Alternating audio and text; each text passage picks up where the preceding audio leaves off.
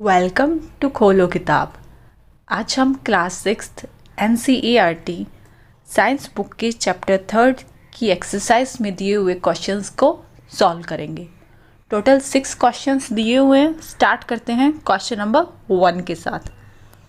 Question number 1 है, classify the following fibres as natural और synthetic.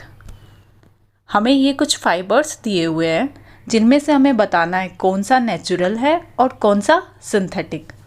तो हमें पता है सिंथेटिक फाइबर्स में वो आएंगे जो केमिकल सब्सटेंसेस की हेल्प से हम बनाते हैं, जैसे नायलॉन हो गया, पॉलिएस्टर हो गया। और नेचुरल में वो फाइबर्स जो प्लांट्स या एनिमल्स से हमें मिलते हैं, जैसे वूल, silk, cotton, jute.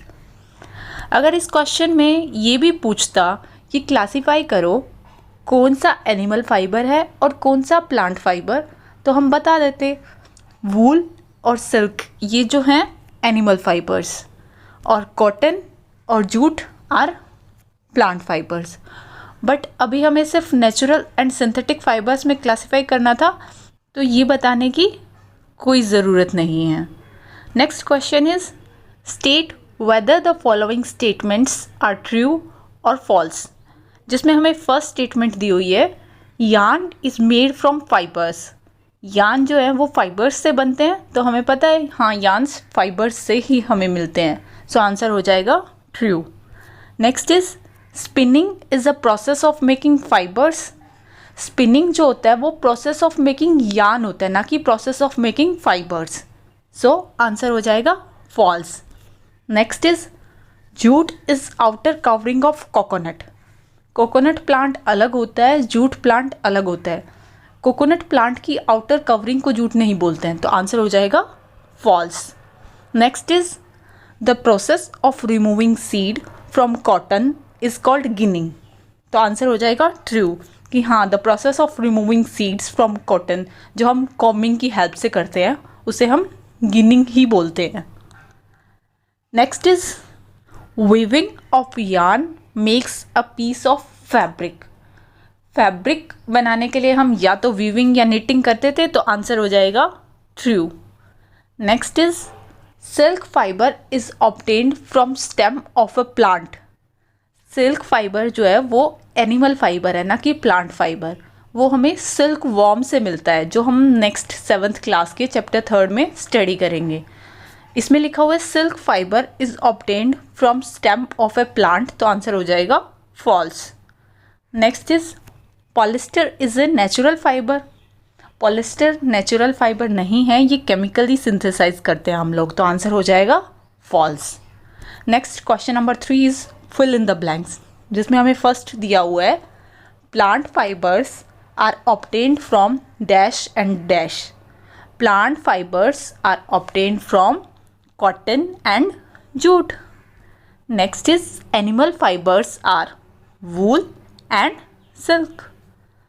Next is, from which parts of plant cotton and jute are obtained. Chapter first में हमने different edible parts of plant को स्टडी किया था कि प्लांट्स के अंदर फ्लावर होती है, फ्रूट होते हैं, स्टेम होते हैं, लीव्स होते हैं, रूट्स होती हैं। सो बेसिकली इस क्वेश्चन में हमें बताना है कि कॉटन और जूट जो फाइबर्स हमें मिलते हैं वो कौन से पार्ट से मिलते हैं। वो उसके फ्लावर होते हैं, फ्रूट होते हैं, स्टेम होते हैं, लीफ होते हैं, क्या होते हैं। कॉटन जो होती है वो हमें फ्रूट ऑफ कॉटन प्लांट से मिलती है।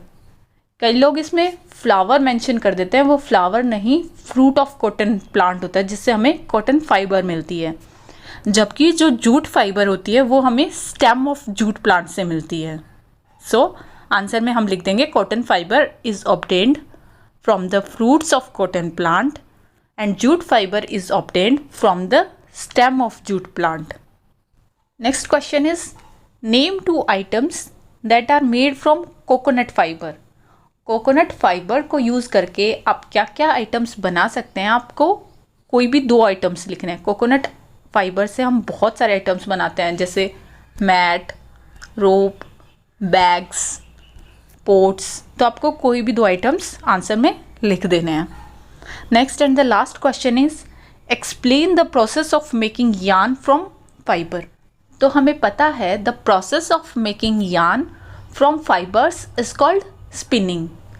In this process, fibers from a mass of cotton wool are drawn out and twisted using hand spindle, जिसे हम तकली बोलते, चरखा, और by using spinning machines.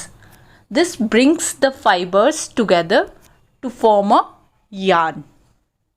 इसी क्वेश्चन के साथ हमारी चैप्टर 3 की एक्सरसाइज कंप्लीट हुई. नेक्स्ट वीडियो में हम चैप्टर 4 करेंगे, जो है sorting materials into groups.